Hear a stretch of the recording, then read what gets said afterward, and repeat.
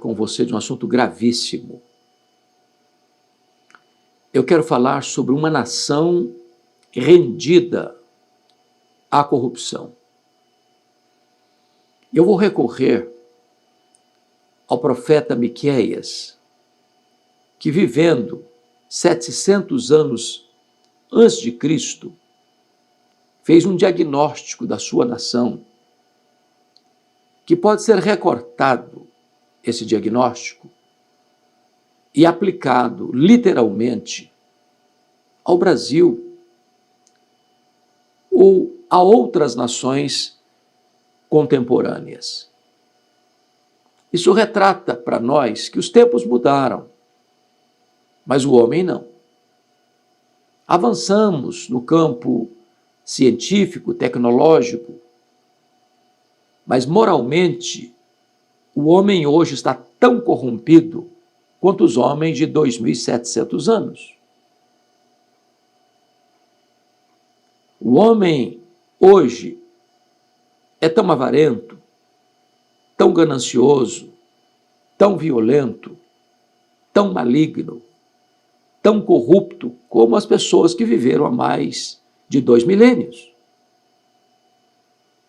Então, se você puder e tiver uma Bíblia em suas mãos ou ao seu alcance, tome-a nas mãos e acompanhe comigo este diagnóstico de uma nação rendida à corrupção. E eu quero destacar 7 fatos que provam essa tese, que a nação está rendida à corrupção. Em primeiro lugar, a prática deliberada do mal. E eu vou pedir permissão a você para ler, porque eu não gostaria de parafrasear o texto, eu gostaria de ler o texto com você, graficamente, literalmente, para não haver qualquer distorção. Então eu vou ler capítulo 2, versos 1 e 2 de Miqueias. Ai daqueles que no seu leito imaginam a iniquidade e maquinam o mal. À luz da alva praticam, porque o poder está em suas mãos. Veja você que aqui nós estamos falando de uma prática deliberada do mal. Pessoas poderosas, pessoas que têm poder, pessoas que têm a caneta na mão, pessoas que deliberam e as coisas acontecem porque eles deliberam, estão lá no leito, pensando, refletindo, ponderando, não coisas boas, não para ajudar, não para cooperar, não para fazer a nação crescer, não para fazer justiça social, não para distribuir rendas para aqueles menos necessitados. Não, eles estão pensando, maquinando o mal. E quando o dia amanhece, eles põem em prática aquilo que maquinaram de noite, porque o poder de fazer está nas suas mãos. É uma liderança que tem pensamento de fazer o mal e pratica o mal nos bastidores, no anonimato. Versículo 2. Se cobiçam campos, os arrebatam. Se casas, as tomam. Assim fazem violência a um homem e à sua casa, a uma pessoa e à sua herança. Ou seja, está aqui o princípio da ganância insaciável. Cobiçou, toma. Aí diz, mas não tem isso. Tem. Claro que tem.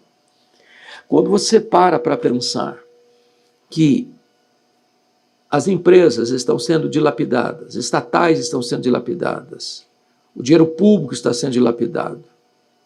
Quando você imagina que recursos que deveriam ir para a educação, para a segurança, para a construção de estradas, para a melhoria das condições da vida do povo, esses recursos estão sendo desviados para contas bancárias rechonchudas, para o enriquecimento ilícito de alguns indivíduos.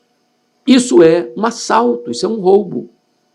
E se está lá na ponta impedindo que uma pessoa seja atendida num hospital, que uma escola tenha uma estrutura física decente, que os acidentes de trânsito que matam pessoas todos os dias nas estradas não sejam sequer recapeadas, muito menos abertas e ampliadas, tudo isso é uma prática deliberada da violência. Segunda coisa, inversão de valores. Eu vou ler capítulo 3, verso 2. Os que aborreceis o bem e amais o mal. E ainda, versículo 9, que diz assim: ouvi agora isto, vós cabeças de Jacó, e vós chefes da casa de Israel, que abominais o juízo e perverteis tudo o que é direito. Então, preste bem atenção aqui, que a questão não é tolerância ao erro, não é concessão ao que está errado, não é favorecer aqueles que praticam delitos. Não, a questão é mais grave ainda. É uma completa inversão de valores. É aborrecer o bem e amar o mal. É a sociedade pelo avesso. É aplaudir e proteger aquele que comete os mais horrendos crimes e pesar a mão sobre aquele que é justo. No versículo 9, ele está falando dos cabeças, dos chefes da casa de Israel, que abominam o juízo. O que é certo, o que é legítimo, o que é legal, o que é lícito. E pervertem tudo o que é direito. Ou seja, para manter esse sistema do esquema da corrupção, as pessoas pervertem o que é direito e abominam qualquer prática do juízo daquilo que é justo. Nas palavras de um contemporâneo de Miqueias, profeta Isaías, ele diz que chamam luz de trevas, trevas de luz, o amargo de doce e o doce de amargo. Nós estamos vivendo esse tempo no Brasil e no mundo. É inversão de valores. Aplaude-se aquilo que deveria ter vergonha e se envergonha daquilo que deveriam promover. É a sociedade pelas avessas. É o caos moral. Mas em terceiro lugar, o profeta Miqueias, no capítulo 3, versículo 11, ele vai descrever o poder judiciário agindo de forma parcial. Eu vou ler capítulo 3, versículo 11. Os seus cabeças dão as sentenças por suborno. Veja bem que ele está falando aqui de cortes. Ele está falando do aparelhamento jurídico da nação dele. Ele está abrindo as entranhas do poder judiciário do país dele. E concluiu que os juízes, os cabeças, davam sentenças não de acordo com a justiça, mas por suborno, que julgavam não pelos autos do processo, mas pela capa do processo. Dependendo da pessoa que estava sendo julgada, por receberem favores, benefícios, nem sempre revelados, a sentença era favorável a este em detrimento daquele, ainda que a justiça fosse torcida. Miqueias está denunciando na sua nação há 2.700 anos de nós, ou seja, 700 anos antes de Cristo, essa prática no seu país. E mundo afora, você aqui e ali e acolá constata o mesmo fato de juízes que são subornados, de testemunhas que são corrompidas, de inocentes que saem como culpados, culpados que saem como inocentes. É uma sociedade rendida à corrupção. Quarto lugar, Miqueias vai denunciar um sistema religioso corrompido. Porque veja você que toda a tessitura da nação de Miqueias está levedada, fermentada pela corrupção. Então, vou ler capítulo 3, versículo 11, parte B. Está escrito: os seus sacerdotes ensinam por interesse e os seus profetas adivinham por dinheiro. e ainda se encostam ao Senhor, dizendo: não está o Senhor no meio de nós? Nenhum mal nos sobrevirá. Talvez de todas as corrupções da sociedade, a mais gritante, a mais vergonhosa, a mais escandalosa, é a corrupção religiosa, é a corrupção da igreja, é a corrupção de líderes que ensinam, que pregam por interesse, por dinheiro, que pregam coisas favoráveis quando recebem dinheiro para pregar, pregam uma mensagem palatável, conveniente, porque estão fazendo deste instrumento um mecanismo de enriquecimento pessoal. O que assistimos hoje é até vergonhoso, no Brasil e no mundo.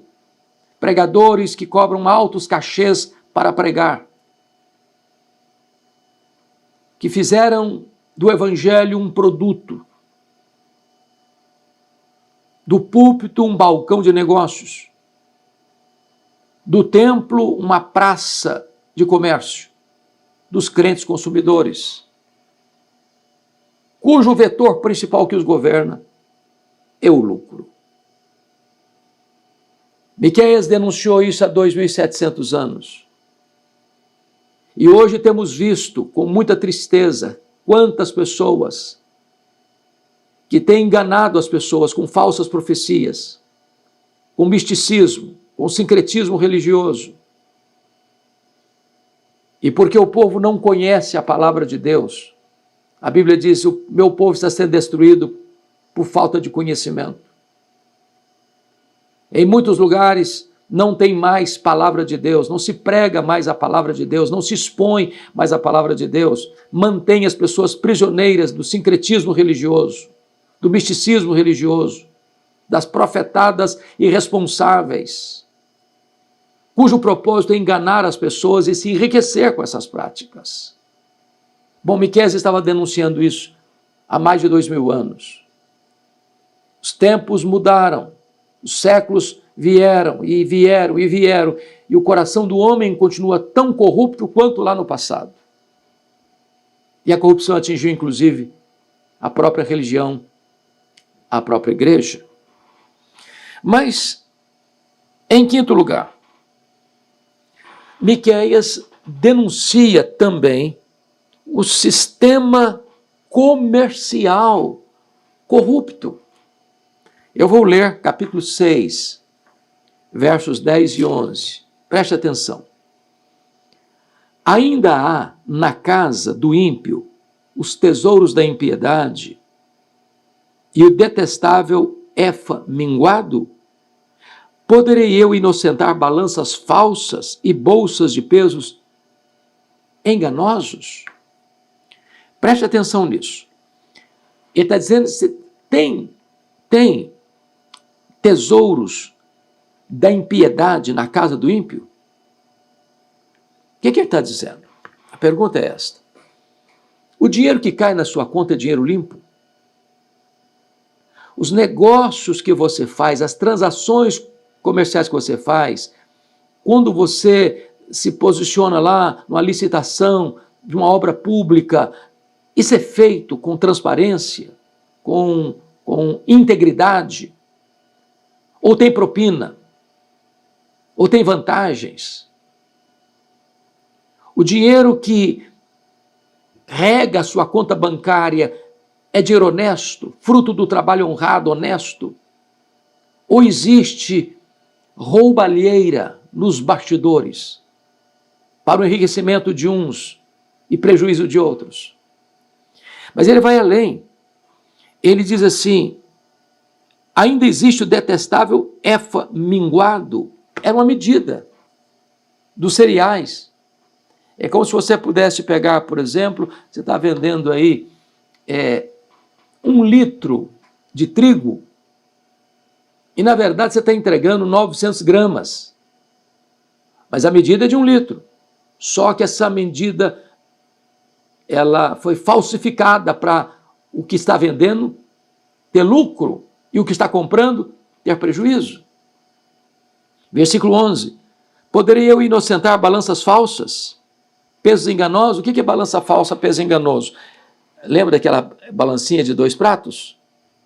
Você bota no prato A o peso de 1 quilo e no prato B o produto que você está comprando, trigo, feijão, arroz.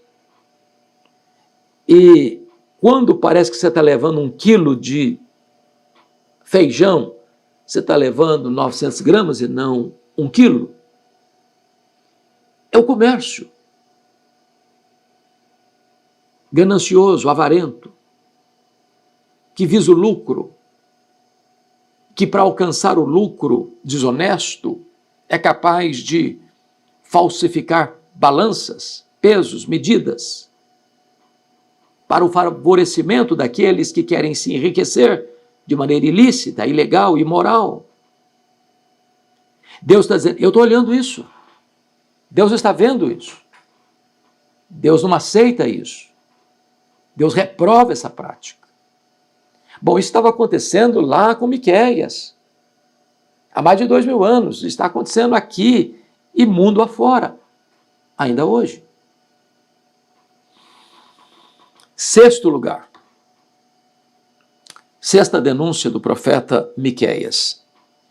O aparelhamento do Estado para praticar o mal. Isso é gravíssimo.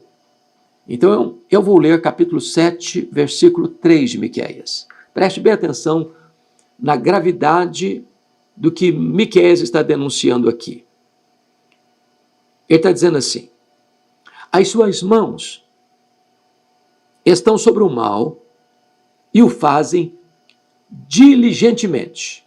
O príncipe exige condenação, o juiz aceita suborno, o grande fala dos maus desejos da sua alma e assim todos eles juntamente urdem a trama. Se esse versículo fosse colocado nos nossos jornais diários, nos nossos periódicos semanais, como capa da notícia, não seria tão atual. Então vamos entender. As suas mãos estão sobre o mal e o fazem diligentemente. Ou seja, o mal é feito com diligência. Nós ouvimos falar no Brasil do chamado crime organizado. A sociedade pode estar desorganizada, o crime não. Eles fazem isso diligentemente. E aí o texto prossegue e diz, o príncipe exige condenação. O príncipe é o que está mandando, é o governante, é o poder executivo. O juiz aceita o suborno, poder judiciário, ou seja, o poder executivo e o poder judiciário estão mancomunados para a prática do mal, para a condenação do justo. E ele prossegue. O grande fala dos maus desejos da sua alma.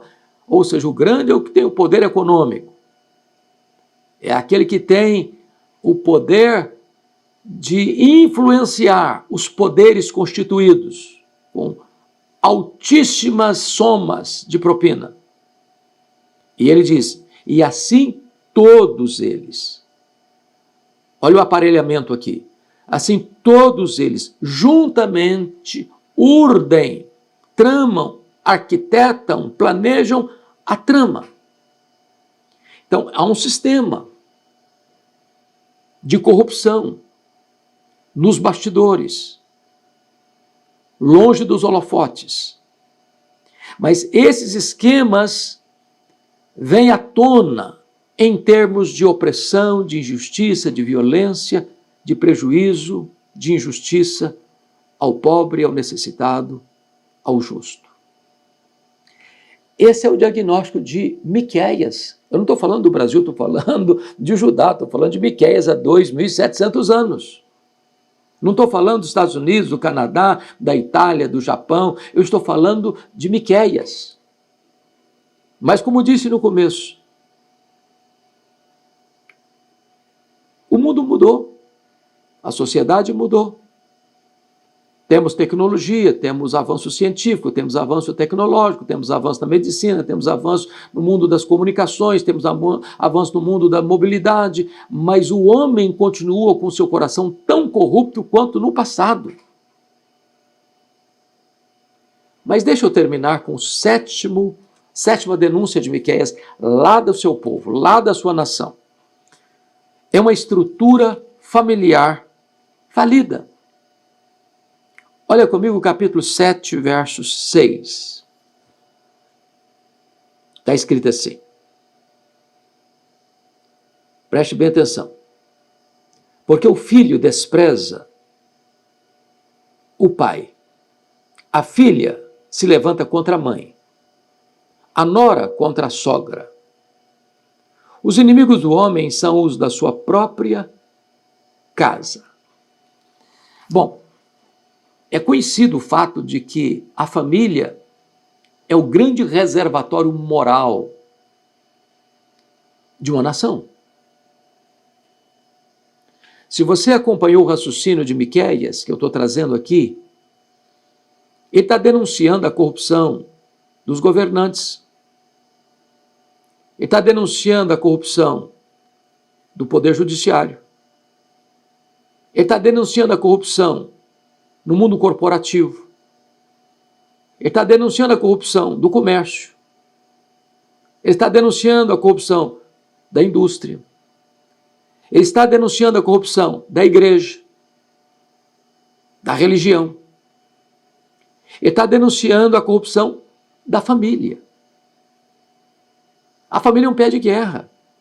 É o pai contra o filho contra o pai, a mãe contra a filha contra a mãe, a nora contra a sogra contra a nora, a ponto dos inimigos do homem estarem dentro da sua própria casa. E você pergunta, tem esperança para uma sociedade dessa? Tem saída? Muda ideologia política, muda partido político, muda político, e o problema continua. Porque o mal não está apenas na estrutura social, econômica, política, religiosa, o mal está dentro do coração do homem. Talvez nós, periodicamente, somos retroalimentados ou alimentados, ou até desesperançados também.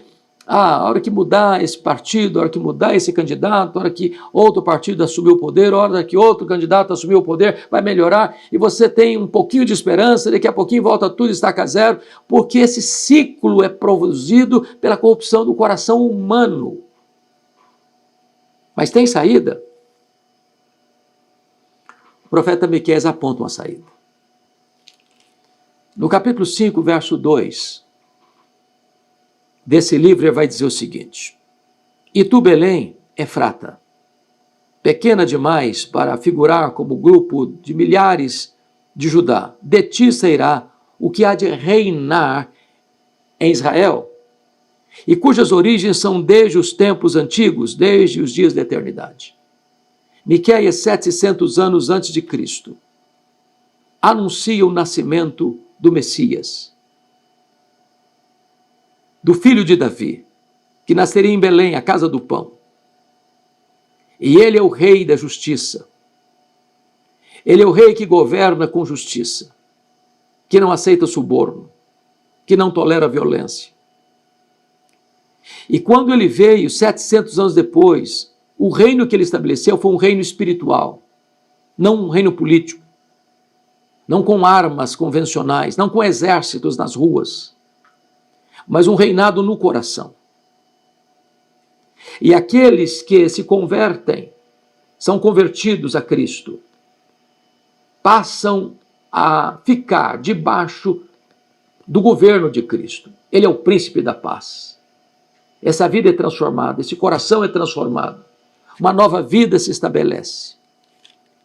E é por isso que agora o próprio Deus, por meio de Cristo, perdoa os nossos pecados. E no capítulo 7, ele vai dizer no versículo 18: Quem, ó Deus, é semelhante a ti, que perdoas a iniquidade e te esqueces da transgressão do restante da tua herança? O Senhor não retém a sua ira para sempre, porque tem prazer na misericórdia. Tornará a ter compaixão de nós, pisará os pés às nossas iniquidades e lançará todos os nossos pecados nas profundezas do mar. A solução não é do geral para o particular, é do particular para o geral. Jesus pode mudar, transformar seu coração. E transformando a sua vida, você é um elemento de mudança dentro da sua casa, dentro da sua família, lá na sua escola, lá no seu trabalho, lá na sua igreja, lá no seu universo político, lá no seu universo do mundo judiciário, em todos os setores da sociedade, seja comercial, seja industrial, seja político, seja econômico, seja social, seja religioso, seja familiar. A mudança vai ocorrer porque Jesus mudou a sua vida. Tem esperança? Tem esperança. E eu concluo com o capítulo 7, verso 5, o que é que Miqueias, diante deste diagnóstico que ele traçou da sociedade, do seu tempo, o que é que ele agora vai tomar como decisão pessoal? E eu vou ler. Miqueias diz: eu, porém, olharei para o Senhor e esperarei no Deus da minha salvação. O meu Deus me ouvirá. Meu clamor a você é que você olhe para cima, olhe para o Senhor e espere no Deus da sua salvação. A solução do Brasil não está nos homens. A solução do Brasil está no Senhor Deus, está em Jesus. Olha para Ele. Reconheça-o como Senhor da sua vida. Renda-se a Ele e a sua vida será transformada. E uma vida transformada irradia sua influência por onde passa. Que Deus abençoe o seu coração. Que Deus abençoe sua família. Que Deus abençoe o Brasil.